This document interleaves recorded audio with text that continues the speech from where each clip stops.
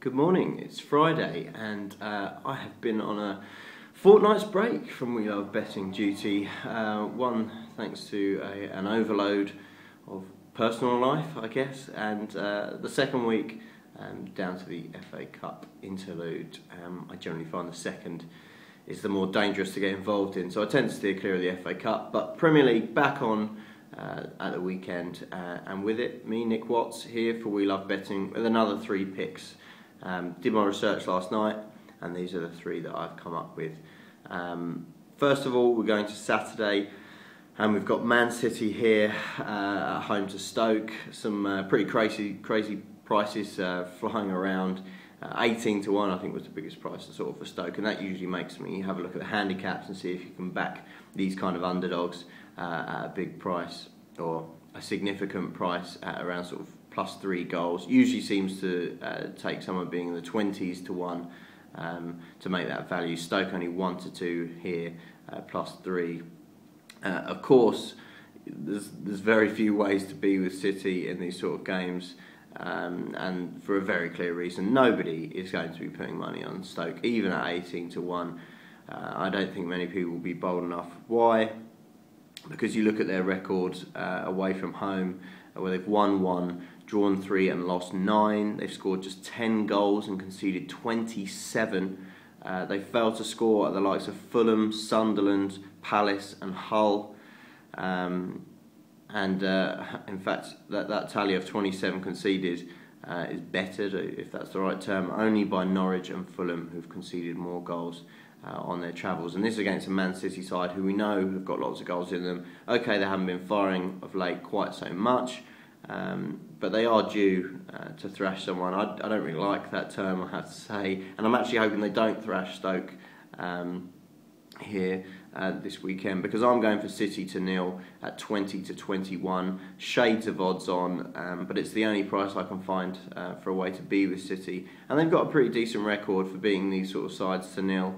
In 6 home meetings with sides placed 9th and below, they've won 5 of those without the opposition scoring. So I think that's a decent bet. I just hope City don't run up 4 or 5, because that's usually when teams get a bit lax and concede a meaningless consolation goal. On to the next one then, and I nearly missed this game entirely actually when I was doing my research, so they were kind of last on my Saturday notes at least. It's Cardiff and Hull. I think I nearly missed it because this could be one of the dullest games of the season, but at the same time I did think that there's an opportunity to have a bet here. Just don't watch the game. I've talked in recent weeks about Cardiff's struggles. They've got this record for failing to score in the Premier League, which is quite something. They particularly struggle to score goals in the first half. I think it's 74% of their goals have been scored after the break. And not surprisingly, as a result of that, they've actually only been winning once at half-time, which is, of course, a Premier League low. 12 home goals as well, also a Premier League low, and you know, these two obviously go hand in hand. They're not a prolific home team. I think the home team is vital to them, but they're generally going to grind out results more than they are going to score freely, I think. Likewise, Hull don't exactly strike me as prolific on their travels. 9 away goals in total, pretty poor record, even worse than Stoke's. Yet at the same time, they're yet to be losing after 45 minutes in away games, and only Arsenal can match that record. So they obviously keep it tight. It's little wonder, therefore, that 8 to 15 is the price offered for under 2.5 goals, and therefore too short for me. Generally, these sort of games, I then automatically have a look at the half-time draw, and I'll hold my hands up and admit that I've had some mixed results with this theory. I probably need to do some deeper research that I just haven't got time for at the moment. If anyone wants to do some deeper research into half-time draws and the correlation between that and games that have short prices for under 2.5 goals, please let me know, because logically it seems to make sense to me. And half-time draw always seems to hover around even money, 11 to 10, and it's 11 to 10 again here, despite the fact that the goals are so few and far between in terms of what the bookies expect and what we're seeing from these teams so far this season. They just feel more likely in these kind of low-scoring contests. So 11 to 10, the half-time draw is my bet. although I'm always tempted by that double result, half-time, full-time, draw, which is around 4-1 as I speak here on Friday.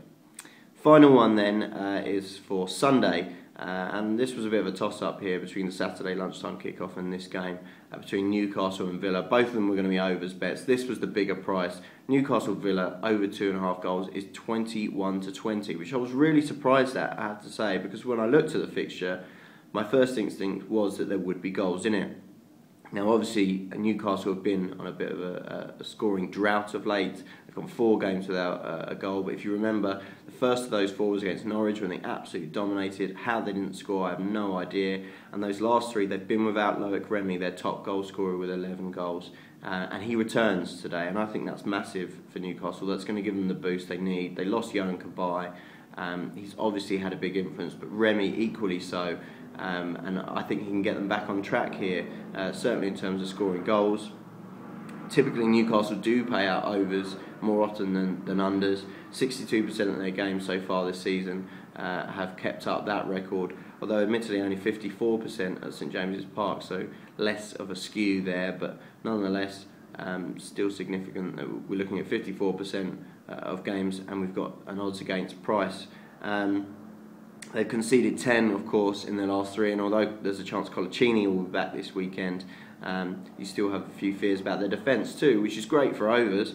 And the visitors, of course, have a bit of a potent strike force themselves in Weimann, Agbonhor and Benteke, and when those 3 play together, they're pretty decent going forward. They're a counter-attacking sides. I've milked the fact that they're a decent away side in recent weeks, and they do play well, particularly on the counter-attack. So when you look at the fact that also 54% of their away games have played over 2.5 goals as well, I think this is a sensible bet really here, 21-20 for overs. Just to recap then, to wrap up on my return, I've got City to nil, it's 20-21 against Stoke. Cardiff and Hull, I'm hoping they'll be all square at half time, 11-10 that price, and odds against again for Newcastle Villa on Sunday, over 2.5 goals at 21-20. Cheers guys.